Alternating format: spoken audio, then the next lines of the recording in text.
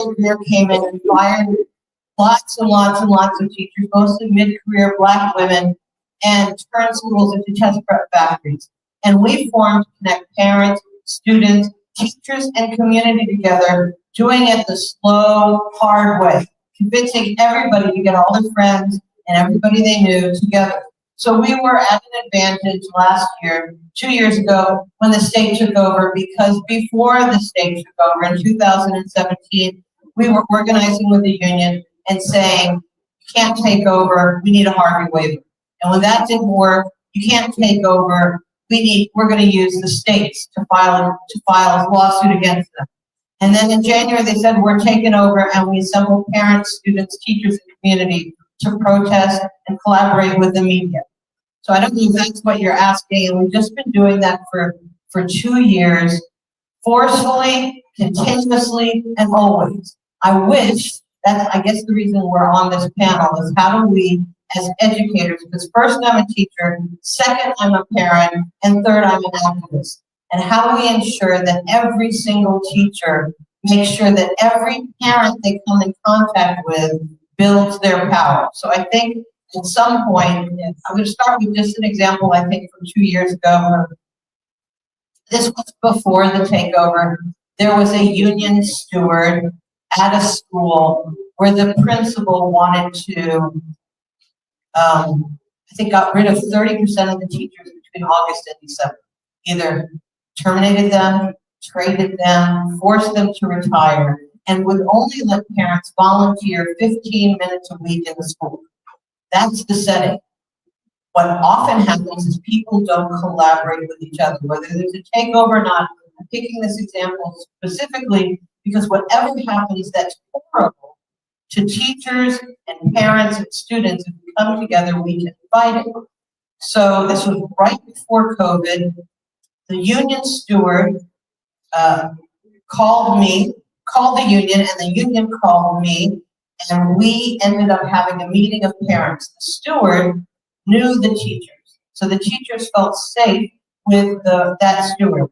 And I knew the steward, and as a Community Voices for Public Ed, we met somewhere, had margaritas. This is in a east end of Houston, poor community, average family income $20,000 a year, and 15 parents showed up. They told their stories, they talked to each other, and we met multiple times until we met with the school board member at the time, and we ended up getting rid of that principal. It's a short-term gain, it's a long-term win, it's much more, and I think that's what we need to do more. So whether it comes up again or not, I'm going to repeat this refrain over and over again. Every teacher knows two parents, and who they can connect with deeply. We all need to get the phone numbers of two parents, and if drinking is our thing, drink with those parents. If coffee is our thing, have coffee with those parents. If church is our thing, then go to church with those parents. Build deep connections on a basic level every single day, and then when these things like takeovers happen, you can assemble 800 people. Or as we did in February, 4,000 parents stayed home from school to protest this horrible takeover and defend teachers. That's a little long. Thank you, Ruth. Relationships, right? Building those relationships, and I'm hearing a lot of community interaction and ensuring that we take the small steps, like you're saying, with meeting with students and parents. So thank you for that. Relationships are very important. Cameron, you have started organizing students, right? And that's very interesting to those of us as teachers. We heard how Ruth said everyone knows two students, right? And where we go with that, how we can use that to organize. Could you tell us how you all got started and some of the techniques that you use, and then I'll go to you. Thank you.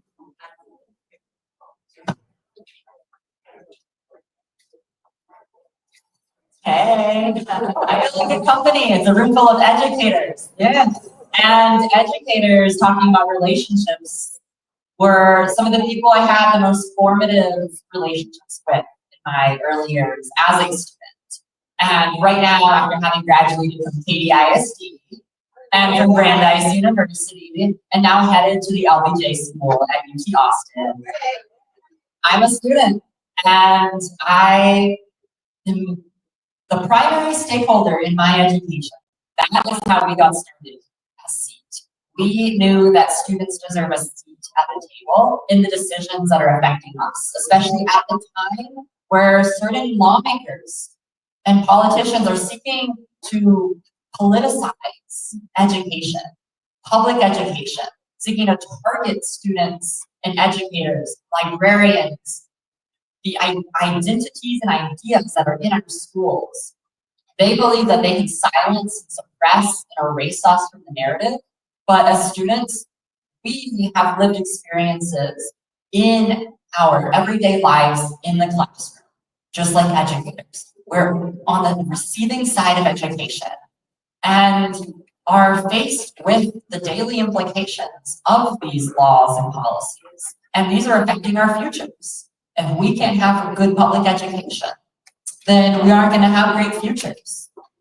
We, as students in KDISD, in my senior year of high school in 2021, we were faced with an internet filter that prohibited students from accessing LGBTQ websites, including the Suicide Prevention Lifeline, the Trevor Project, which the Trump administration currently is defunding from the 988 Suicide Prevention Lifeline.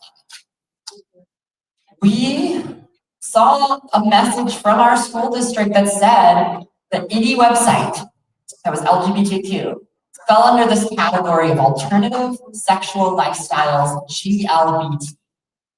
This was a category that was named for all of these websites where we saw the words blocked when we tried to access them. And that sent us a message that our schools didn't actually support us. That this was a time where our identity, even if we're exploring that, was something that was alternative. It was inherently sexual. It was a lifestyle choice that we make. But that is not true. But that is the message that education has sent us as LGBTQ students in Katy. Unfortunately, this was also around the time where lawmakers were seeking to ban books. School officials in Katy were capitulating to the pressure of book banning. And this movement to censor has gone on for way too long over the past several years. But students have fought back. We have distributed hundreds of books across Texas, thousands actually. We have brought students to school board meetings to share our stories. We packed those school board meetings in KDISD, and we started packing them across Texas. We filled the entire auditorium in the Texas Capitol with students from across the state for our advocacy days, as we formed this movement of students all across Texas from that momentum of this local organizing. It all happens naturally. It all happens at the local grassroots level where we are in the classrooms, in our schools every day. At the most grassroots level, we can each have that impact. If no one else is going to stand up for the ideals of diversity, equity, and inclusion, no one's else going to stand up for gun violence prevention and youth mental health, then we can each do that. We can show up in the ways that we can, in the positions that we hold. There's something that we can do. And relationships is a key part to that. Building relationships with students, with educators, with families, to create a public education that is inclusive for all and that serves our communities. And that is the mission of SEAT, because we deserve that seat at the table. And if they're not going to give it to us, then we're going to demand it. And we're going to pull up that folding chair, like Shirley Chisholm says. Thank you, Cameron. Thanks. Keeping I hear Ruth mentioned stories, relationships. You've mentioned stories, relationships, and in both of your answers, you've mentioned similar issues that you can start organizing around. Thank you. And so I'm going to ask you, how has your journey as an organization, what has your journey as an organization taught you about organizing? I have definitely learned a lot of different things. I think the number one thing is that organizing is messy. You don't always, pretty much never get exactly what you want, which is very disappointing. We just came out of a legislative session that, as we all know, went in the complete opposite direction that we on it, and Seed was working on some legislation that we thought would be totally bipartisan. It had been bipartisan in the past, and our friends in the Senate ended up killing it. And it devastated us because we've been working on this for years and years, and it again made us realize that that's what organizing is that you keep fighting, and at the end of the day, you have to keep the conversation going. I was actually talking to one of our national partners about this yesterday, and it was the fact that in previous times when there were leaders we disagreed with, we could at least make our voices heard and feel like the conversation was moving. Nowadays, it seems like whatever we say is going into a void, whether it be about the ICE raids, whether it be about the vouchers, whether it be about defunding mental health programs in schools. I was talking to a good friend, Congressman Boyd Doggett, yesterday, and he said that ICE doesn't even respond to him when he inquires about his constituents being held in their facilities, as they are required to by law. And the fact is that if they aren't even willing to follow the law, what are we supposed to be? We play by the book, but they don't. And so I think the number one thing that I've learned about organizing is that there will always be people who don't play by the rules. There will always be people who will come after your rights. But as I was speaking to someone this morning about this, they said, it's okay, I'm a history teacher. In the end, they always lose. They all always die. I don't know if I'm that extreme, but Donald Trump is pretty old, so like it'll happen eventually. But I think that's the main thing is like we will win, and it's going to be a rough 3.5 years left. But at the end of the day, we can't just say, oh, we'll stop advocating now and pick it back up in 3.5 years. We were talking about No Kings earlier today. 5 million people. That's incredible. And it shows the power that communities have in organizing. And so people power matters. And at the end of the day, whether they like it or not, we were at Ted Cruz's office earlier today, you all were there. They will hear us. They will hear us. And I discussed this in my speech earlier. The original proposal in the federal voucher bill was $100 billion. It then went down to $20 billion. Yesterday we found out it's down to $4 billion. They keep on cutting it and we will get it to $0. We have to keep on. Thank you. My question for Rick was, when looking at the labor movement statewide, how's labor deepening community relationships?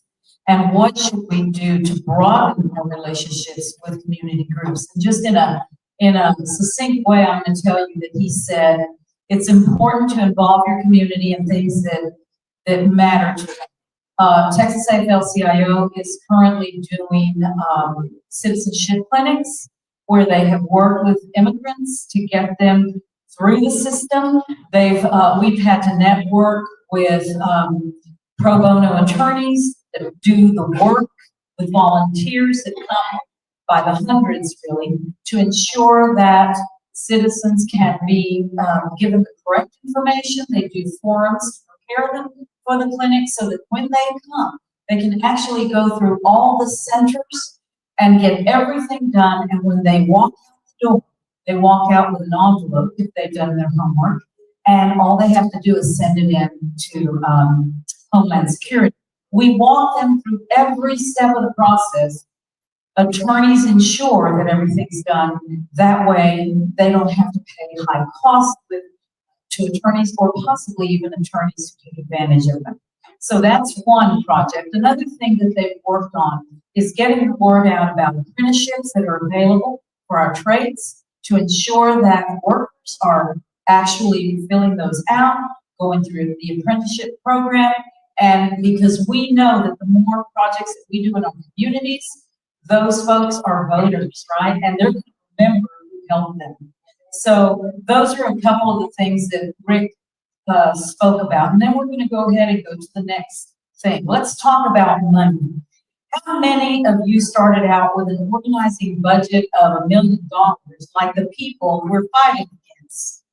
how do you build resources to move community organizing? And I'll start with anybody who wants to answer that. I'll go. Bruce, go. And I'm gonna segue back to what we're fighting for. We are here because with this takeover, I never thought, if you told me 2 years ago, that I would be fighting with people to get books to be allowed to be read in schools. I would have said that would be impossible. If somebody told me 2 years ago that teachers would be fired, kinder teachers would be fired for singing to their students, I would have said that's not going to happen in Houston. It's not going to happen here. And I'm looking at people who drove down from Dallas 2 years ago to speak at the very first takeover meeting in HISD here. I'm going, who remembers these faces? Because they drove 5 hours from Dallas to Houston to say, we saw how bad things were in Dallas, and we're here to stand in solidarity with teachers, parents, and students. I think it's really important. I think that's how we get the money. People don't know how bad it is. People don't know how bad the 4th largest city, the 8th largest school district, as goes Houston ISD, so goes the whole state of Texas. The reason why I love public schools is because the public schools provide due process rights for parents and due process rights for teachers, and charters purposely exclude the most complicated student to artificially raise scores. In order to get money, we have to know what we're fighting for. We're fighting for the right of children to be able to read in school. We're fighting for the right for teachers to be fairly paid, their input valued, our input valued, and to have the right to have autonomy in the classroom. Yesterday, I was meeting with a teacher, and even though I know what's going on, it freaked me out that what she had to do this last year as a new NES takeover school was read from a script all year long and try to comply. And when the kids didn't understand, she was told to go on and continue with the script the next day. And when kids were absent and she said, what do I do to help the students learn? She said, go on with the script, keep on moving. And if kids don't understand, go faster. And it's a slide. So to get money and funding for organizations, we need to talk about what we're fighting for. And then we need to ask every single person we know to get involved, to give some money, all those things. But I figured I'd just segue back to why we're here. We're here because the bad things that are happening are worse than anyone could imagine. And the good things that we imagine are all in our hearts, and we can make it happen. Since I know this is going to end a little soon, I'm going to say the thing, we need to move forward. We've been protesting. We've had people, there were sick outs. There were read-ins. We've done research because good reason Houston has a $15 million budget. They're like Dallas's commit to perpetuate a bad system on the neoliberal left collaborating with extremist right. We're doing it on a shoestring budget, but we are getting people all across this nation to come down and get involved and to do the work, to use their power to make people hear this mighty noise. And even though if there's any reporters anywhere, even though the newspapers seem to hire 12-year-olds to report on public education, we can educate them. 12-year-olds are nice, I like them, but we can do everything that we need to do to move things forward, and the thing we need to do is, instead of striking against, to do what we need to do for. And in Houston, that means next year, some freedom dreaming. We should and we will try to get every parent to send their kids to school with books and have, instead of a strike, a read. And what are they going to say? You may not bring books to school. Shame on you. I can't say that. And if we could convince every teacher on one day only to teach however they know is best, if 10,000 teachers did it, you can't fire 10,000 teachers. So to get the money, we get the power by all of us engaging. Thank you for letting me go. That's okay. Do you think what is it that we need to do to build resources so that we can get funding through different avenues?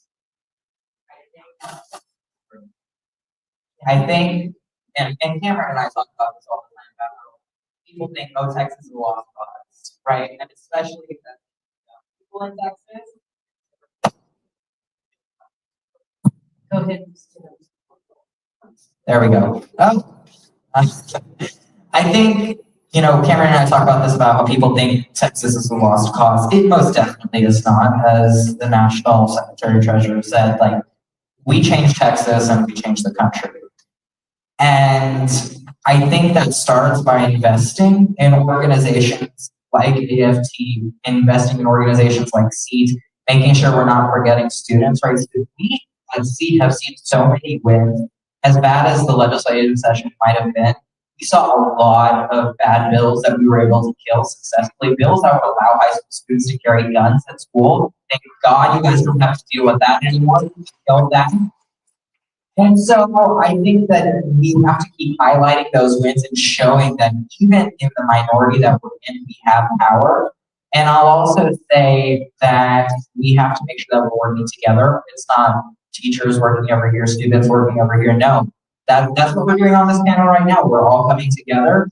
And I think that that is what will show people at the national level that Texas is worth investing in, because Texas is where everybody thinks the crazy people are. And yeah, there are a lot of crazy people in the legislature, but at the same time, we have John Bryant here. We have a lot of sane people, and we have to work with them and together, like exactly like you said, we can't split into multiple different factions. We have to unify. And before we go to Cameron, I would like to share what Rick said. He said it's important that we all invest in our COPE funds, Committee of Political Education, because that, at the end of the day, drives our organizations. It gives us power to be able to do the things we do. He also mentioned another thing. You know, we're going to find a lot of people we don't agree with who want to give us money for whatever reason, right? We need to look at our values, but also think of those opportunities as possibly doors that could be opened for future relationships. So just because someone or an organization doesn't completely align with you does not mean you shut the door on them, because if you can open the door with them through relationship, you can work on common things together, and then, you know, you can agree to disagree, but you've opened an opportunity to possibly bring in funding, which at the end of the day is what's going to help your organization move forward. And I'll end with you, Cameron. Do you have anything to add to the conversation about funding? I do. I'm going to say the quiet part out loud, and it is, do you know why what the people with a lot of money don't have? You know what it is? It's the people. When they have all that money, they don't have the people. People like Elon Musk, they have that money, but they don't have the people. They don't have us. They don't have the movement. They have maybe finances to an unmeasurable degree, but they don't have the spirit that we have. They don't have the ability to mobilize to where decisions are being made. I was just speaking alone to my school board when I first challenged my school district for the internet filter and for book banning. I was alone in that room, but they say that a good leader doesn't just create followers, they create other leaders. And I was never alone at a school board meeting ever since, because we created a movement, not just a moment, but a movement of people who, that is what people saw. They saw us leading the way. They can't take our voice. They can take a lot of things. There was a very kind gentleman over here who was talking to me earlier about how they can take a lot from us.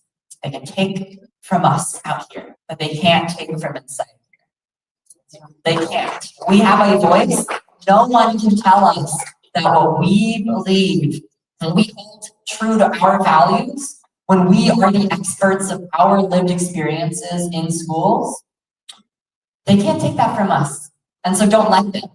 It is more important than ever to know what our rights are, because they rely on our ignorance and our fear. They rely on us not knowing what is acceptable and not. They exploit that. But when we can create that people power, that is one of the most critical resources of our time so we can venture far beyond what we could think is possible when we're just alone. We are not alone. We are in a room like this, just like Ruth said. If we can each connect with additional people beyond, we multiply this room by an immeasurable amount.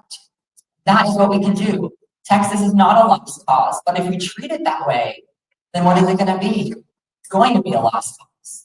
But if we can invest the resources into our state, prove to the rest of the world that what's happening here is going to change the world, as I talked with Ruth before this, that Texas is a bellwether for the nation. We are seeing that Texas is the pattern of what's happening across the nation right now. But we've learned lessons over the past few years. People should look to us as a model, not just for what is terrible, but what we can actually create as a future for us that serves us. Those are the lessons that people should be looking to us for. And it's our job to tell those stories. Thank you, Cameron, very well said. Now, as we end our panel discussion, and this is going to be hard for those of us who like to speak, but I want you to come up with 1 or 2 words that you'd like this audience to take home with them that is instrumental in labor power in communities. Just 1 or 2 words. And we'll start with Cameron and just come down the road. On the spot with these 2 words. Yeah, no, 2 words, no more. So much to talk about. People power. There you go. Ruth? I'm from Yonkers. We don't do things in 2 words, but I'll try to do them in 1 sentence. People, teachers, parents, students working together takes a lot of work. So it's hard work, and it's fulfilling, and it's meaningful. And if we don't do it, so goes our nation, so goes our children, so goes our city. Thank you. It's like a sentence. Thank you. I'm gonna do the 1 sentence. It's probably quick. My name is Ruth Kravitz. I live in Houston, Texas. I'm with Community Voices for Public Education. You can Google it. If you don't have a community group working with your labor union in your city, and you want a roadmap to get from hither to yon, I think that's what you really want me to say. My phone number is 832-888-8389. You can find me on socials. It starts by sharing. Thank you. And I think the 2 words that I was going to say was that you should visit our website at studentsengaged.org. That is studentsengaged.org. We also have a table out there. You can come by us, donate to get a t-shirt or a tote bag. You can follow us on Instagram or Facebook and join our email list. All of that can be found at studentsengaged.org. Thank you. Okay. Let's follow that. I'll be super quick. Don't time me. 2 no. Right. So I think just the biggest thing is making people know their power and making people know that they're special. I mean, I'm a high school sophomore. I deal with kids all the time who are not, I deal with stupid kids all the time who are mean and who are ignorant and remind me of our president. But I think that when I'm in this room, when I'm with these people, this is my tribe. These are my people. I never feel out of place in an organizing room. I never feel like I can't be myself. And my favorite book, my favorite movie, Wonder, and I follow that every single day and make sure everybody knows that no matter how different they are, that they're special. And we're gonna make the organizing space that for everyone so we can bring everyone in.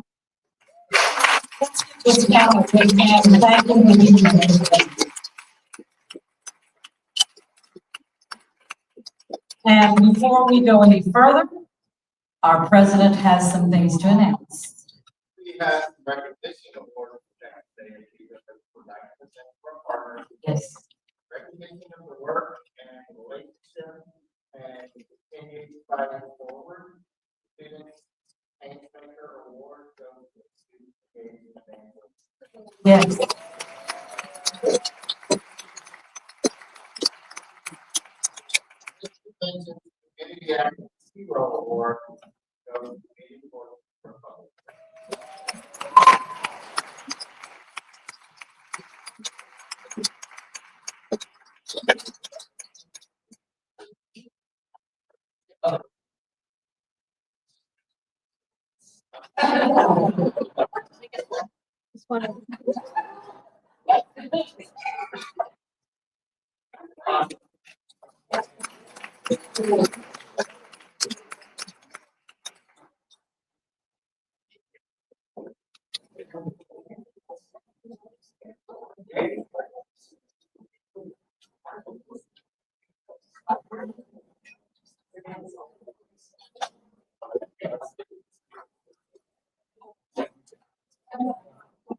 Good afternoon. For those who don't know me, I'm Jamie Womack Williams. I'm the director of the Bridges Institute.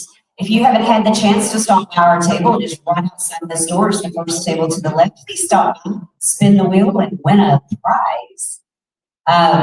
So the purpose of our table is to bring awareness to what the Bridges Institute is. How many of you know about the Bridges Institute?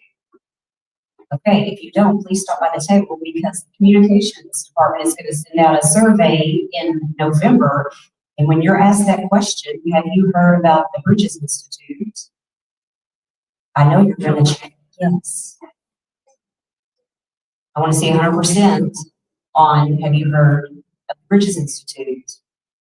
So what is the Bridges Institute? Well, the Bridges Institute is the 501c3 arm of Texas AFT. We do all things leadership development and professional development. We run national board cohorts for teachers who are interested in becoming national board certified. We actually have a cohort who just signed up and went through our pre-candidacy course who are entering the national board process this fall. We also are going to start our pilot program with Sci-Fair AFT with iTeach. We have targeted paraprofessionals in the district who have bachelor's degrees who are going to enter the classroom this fall. They're going to become fully certified teachers by the end of the next school year. We're going to be folding over the Bridges Institute and all of our research-based professional development. We're going to be working with Dr. Claudia Morales, who is sitting out at the Bridges table and offering them support and mentorship so that they can be successful throughout the process of becoming fully certified teachers. In addition to that, we also have leadership development. We have Shelley Potter, who assists with that arm of the Bridges Institute. We do our CASO, so if you are an organizer or a e-board member and you want to go through our essential skills for organizing, you can come with that. It's a week-long training. We have parts 1 and 2 where we teach you everything about becoming an effective organizer. We do our regional leadership conferences in the years that we don't have convention. They will be taking place next spring in 3 locations across the states. The Bridges Institute is very important to the work that we do across the state in this union. So please become familiar with us. Reach out to us for anything that you need as far as helping your union grow, whether it's you're a new e-board member and you need to learn about your responsibilities as an e-board member. We have some online modules through the ULI department at AFT that you can do online. We work with Share My Lesson. We work with First Book. We work with the PE department at AFT. We house a lot of information that's important to the work that we do. But today, we're going to talk about a project that the Bridges Institute started working on with the last convention that we did in McAllen. It was one of our resolutions, and we will discuss that. And it was with Educators Thriving. And so we have a panel that I'm going to bring up. So if y'all go ahead and come up and have a seat. We're going to discuss a project that we embarked on this past year with San Antonio ISD. So you all can just have a seat anywhere here.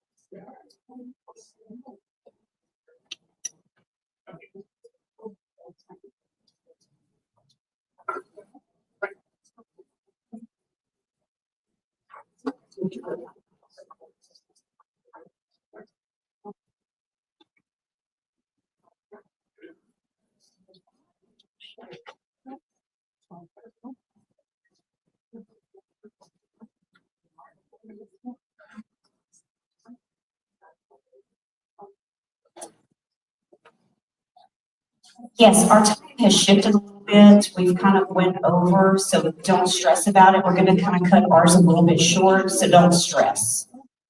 Just stay where you are. Thank you for staying with us. And this is really important. I think you all want to hear everything that we have to say. So with that, I'm just going to start with you, Tyler, down there. If you would introduce yourself and who you are and what you do and how you worked on this project. Hi everyone, my name is Tyler. I lead the organization called Educators Thriving. I'm a part-time vice principal at an elementary school in California as well. It's a weird thing to be a part-time vice principal, but it's wonderful, and have felt super grateful to work alongside these folks. So, introductions first.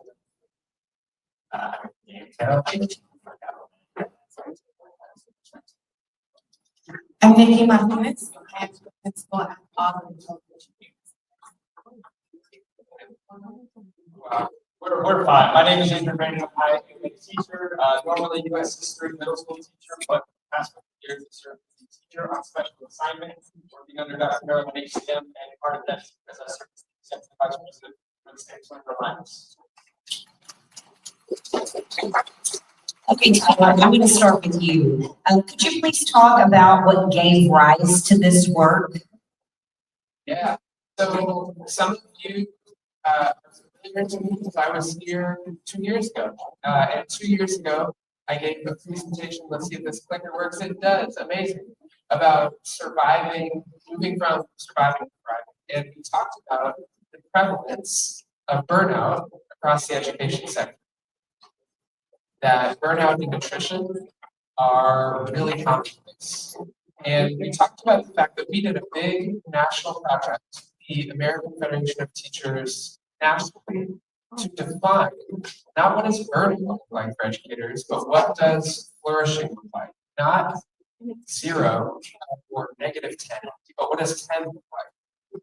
And we, as part of that process, asked teachers all over the country, what does it look like when you're having a really good day?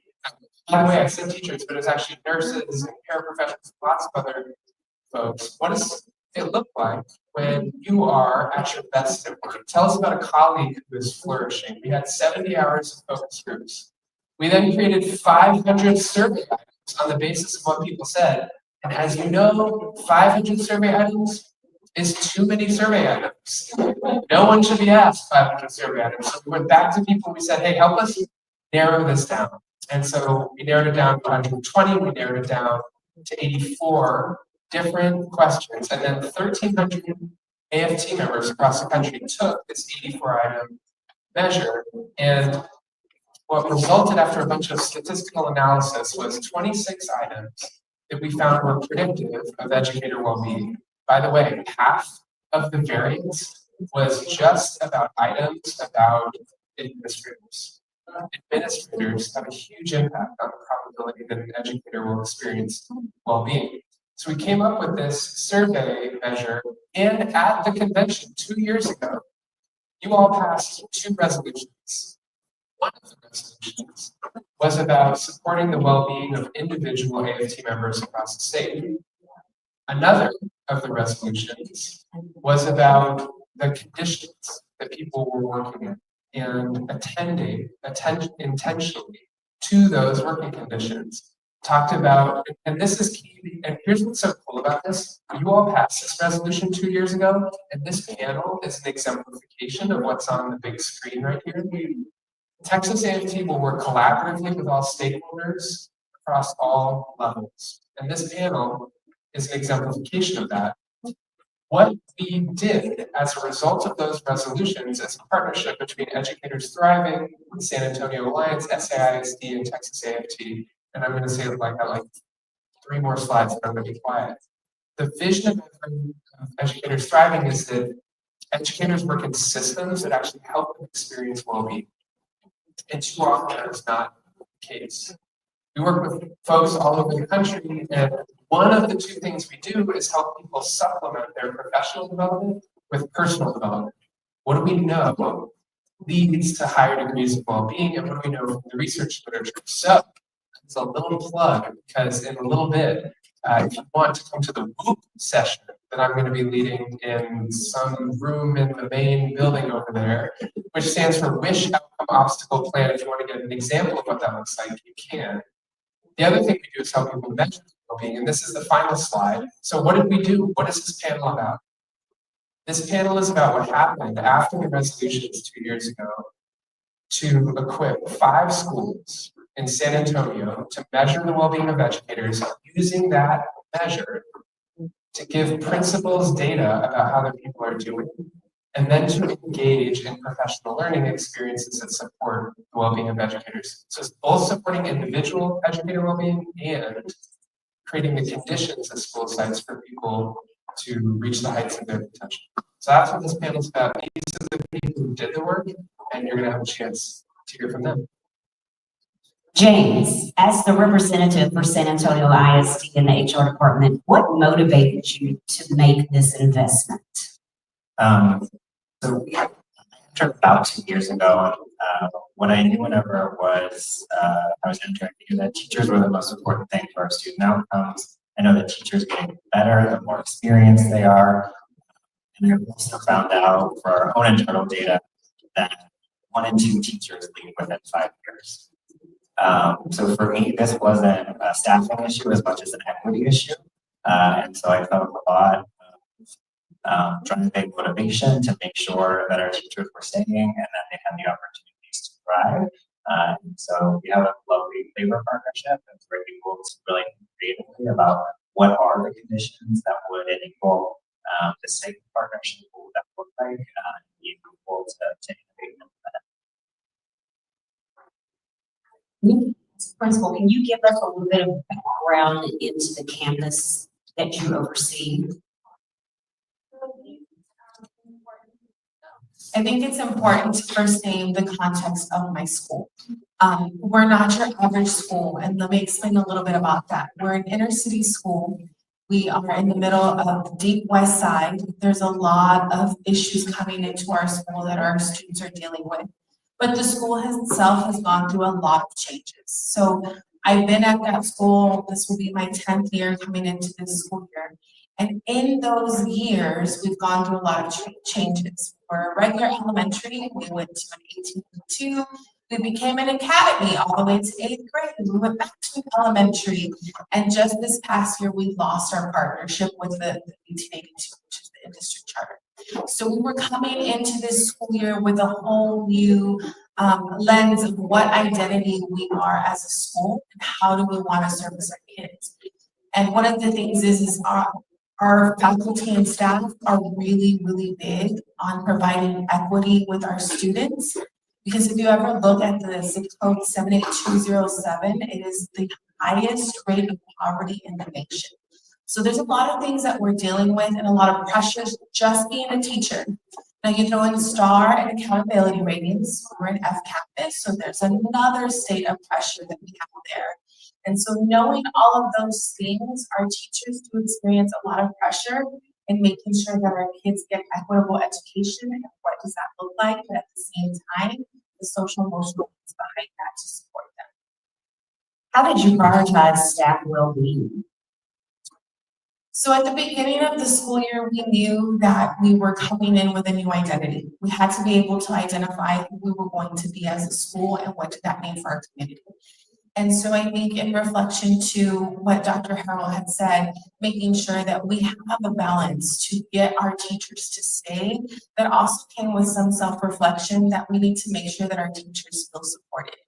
And so knowing that we were going through another change yet again, and I have a good relationship with my teachers, but it's making sure that they have the tools to be able to balance work, home, and everything in between, because just even reading the headlines is stressful as an educator, right? The first thing we think about is what does that mean for me? What does that mean for my kids? And what does that mean for our school?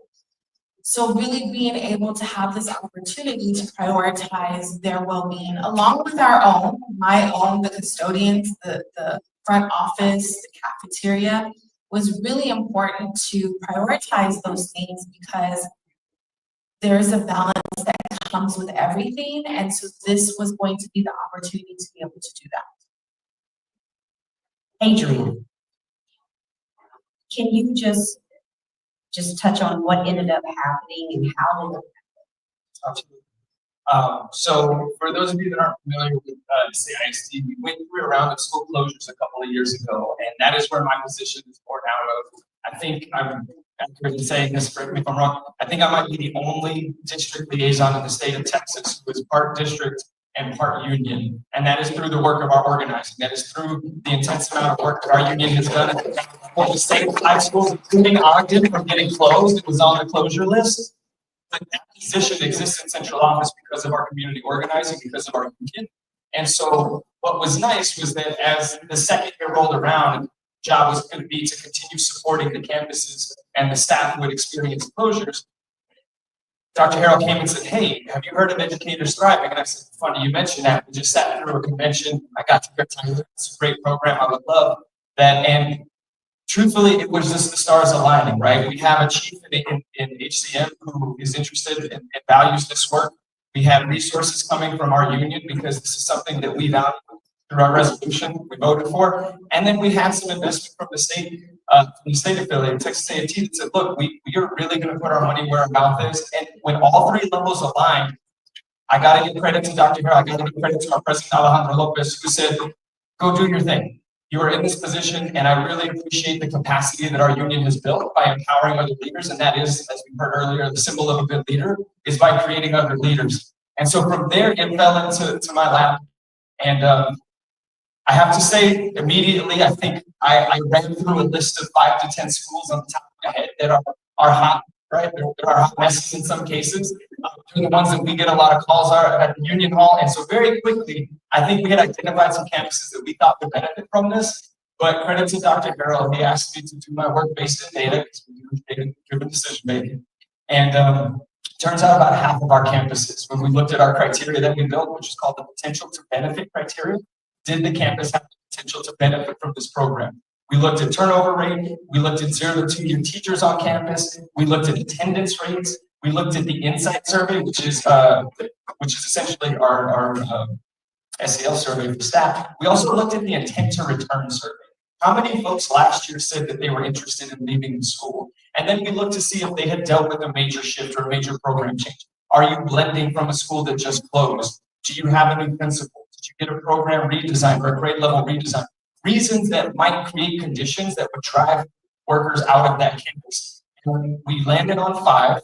We have to say we got support from our instructional superintendents, but then we had our campus leaders raise their hand because we knew we couldn't come into their campus and do this work without buy-in from that level as well. So credit to Nikki and the other 4 that raised their hand and said, yes, I'm okay doing this extra work. And we didn't want it to feel like extra work. We tried very hard to integrate this program into their daily routines, into their daily obligations. And so what we did with our PDs, our union has fought very hard for extra planning time. We have something called 50-50 days where we have extra PD time for our staff. And credit to the principals, they set aside some of that time to make sure that educators are able to come in and deliver that PD to their staff, and not just their teachers. Yeah, I walked into Ogden the day of the PD, and it warmed my heart. I could see the front office staff sitting on the side. I could see the nutritional staff, the cafeteria workers sitting there, and standing at the back with his custodial shirt on was one of our executive council representatives, Mr. Pena, who is the head custodian there, who was getting the same PD and the ability to make work manageable. It wasn't just the classroom teachers that got this. So it was a beautiful sight to see. And then from there, it took off. I mean, the principals really engaged with the PLNs.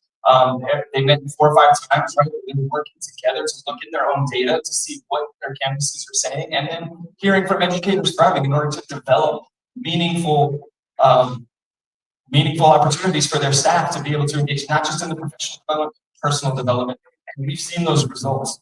It is very clear that the results work. Educators Thriving works. And if you create the permission structure for your school leaders, despite accountability, despite the challenges that come their way, despite the other pressures that come from the district or the state, it works. You give staff the opportunity to sharpen their saw instead of just hack away at the wood.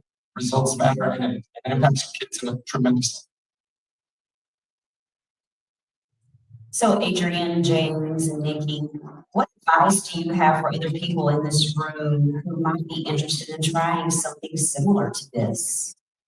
Can you actually show the results? Because I think the results are cool. And Adrian could give like a plug as to what they are. Right, but the Educator Thriving has a well-being scale. I'm butchering this. This is my interpretation. So they have a well-being scale that they measure pre and post. And I think for them that was really helpful to see. So you see a double-digit growth in like these measures that have been validated. I think the other part, if you see the attendance sheet that Mr. Brandon put out, you can see that it also influenced attendance. So I would say if you're trying to think through this work and you're trying to build systems of partnership, try to speak the language that the person in my seat matters most for. So attendance, I'm sure substitutes are probably a challenge in your district. And so if you're able to say, no, this can influence attendance, this can influence retention. And there's some proof points in Texas that shows that this can work. I think you're a lot more likely to get buy-in for things. The only other thing that I would say for integration is that I do control some of the principal PD. So I do control times where the principals are able to convene and was able to integrate this work into there. But we did work really closely with our principal supervisors to make sure that they were aware of it. Because what I think makes this workplace systematic is if it's done in partnership. So it's not just the schools, but it's actually a system trying to think through well-being and what that support looks like. Because we don't want just a bright spot, we want a whole kind of system to transform and mention what this looks like. Nikki, before you go, can I brag about you for a second? All right, it's a little awkward, but so y'all, if you look, I think a lot of you have this packet in front of you. You can see Nikki, as we mentioned, is the principal of Ogden, and the perceptions of leadership and culture made meaningful progress over the course of the year. That's what you can see on the first page. You can also see on the second page that there was a lot of progress in people's personal dispositions in terms of declines in depletion, increases in their adaptability and growth. But look at that third page, y'all. Nikki is the principal who brought about 24% improvement in the agreement that my administrator asked how I can help. 20% improvement in my administrator encourages staff to set healthy boundaries related to work. 20% improvement that my administrator takes my concerns seriously. If we were to live in a world where every administrator were as attentive to the experience of their staff as Nikki is, that'd be a better place. One of the problems, amen. Let's like clap for that.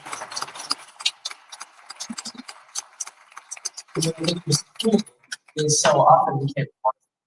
And this is a quantification of that. Back on the fourth page, you can see we don't often see at Educators Thriving like all green, like you can see on the fourth page, but it's all green at Auburn. And just another kudos, testament to Nikki. So anyway, having thoroughly embarrassing, sorry, go for it. Thank you. I think the last thing you said, if there was any advice, we live in Texas, right? Texas, we have accountability in STAR. And so a lot of us are living in this world, we're waiting for results right now.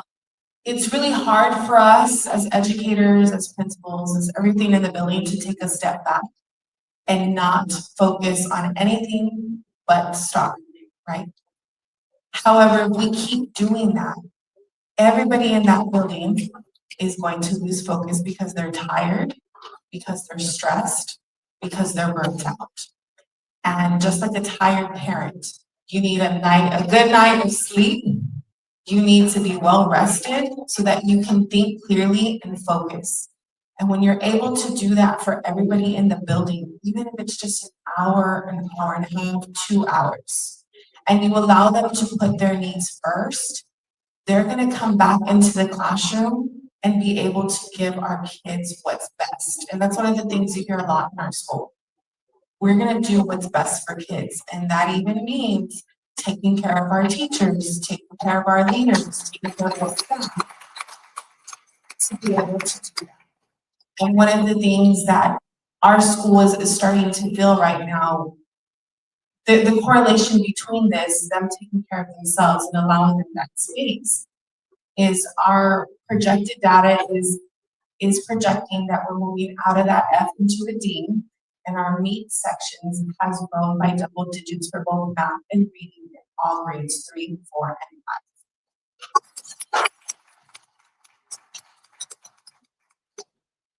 5. And I think the advice that I would give starts in your unions. It starts here. Y'all have shown up, you've organized.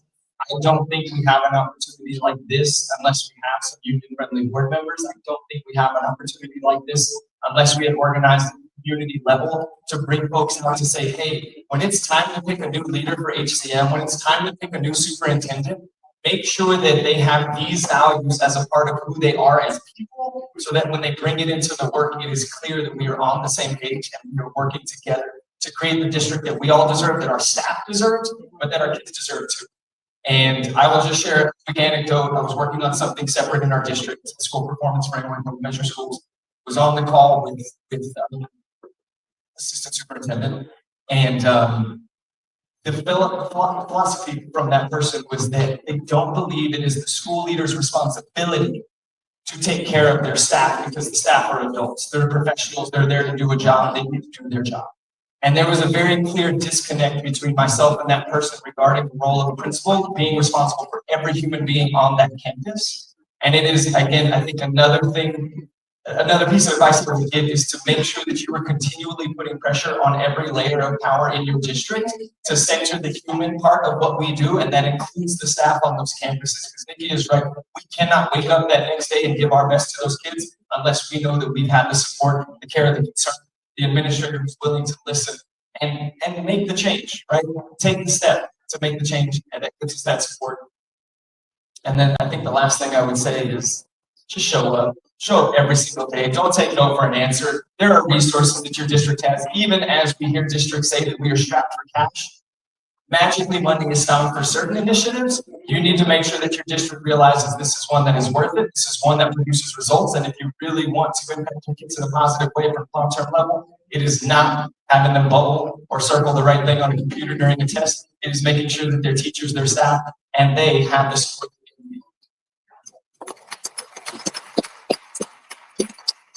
Well, thank you all for coming in today and sharing all of this, and just a huge thank you to James and Nikki for embarking on this project with us, and Tyler and Alejandra for trusting that we could do this, and letting Adrian take it and run with it, because in the end it was great and gave us the results that we were looking for. So thank you.